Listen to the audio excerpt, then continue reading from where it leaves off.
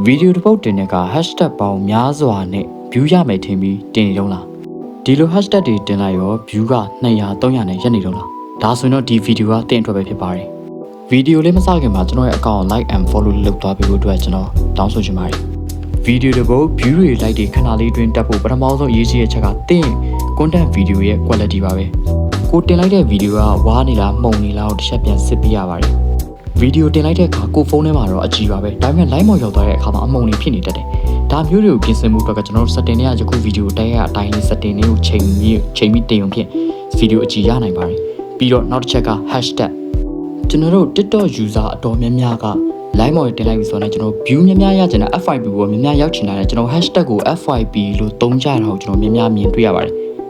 ဒါပေမဲ့ hashtag ကိုသုံးနေဆိုတာမှားတယ်လို့လည်းကျွန်တော်မပြောချင်ပါဘူးဒါပေမဲ့တင်ဗီဒီယိုမှာလူကြည့်များစီတဲ့ hashtag ကဘယ် hashtag ဖြစ်မလဲဆိုတာတင်ကိုယ်တိုင်သိရှိထားဖို့လိုပါတယ်။ဒါကြောင့်ယခုပြတဲ့အတိုင်း TikTok Studio တွေသွားပြီးတော့ကိုယ့်ရဲ့ဗီဒီယိုကိုဘယ်လို hashtag ကအကြည့်များဆုံးလဲဆိုတာကိုကြည့်တတ်ဖို့လိုပါတယ်။ဟောဒီအချက်လေးတွေတည်သွားပြီဆိုတော့တင်ရဲ့ account တင်ရဲ့ဗီဒီယိုဟာ view ခဏလေးအတွင်းနဲ့ view like ပေါင်းများစွာကိုရရှိနိုင်ပါတယ်။အားလုံးကိုကျေးဇူးတင်ပါတယ်ခင်ဗျာ။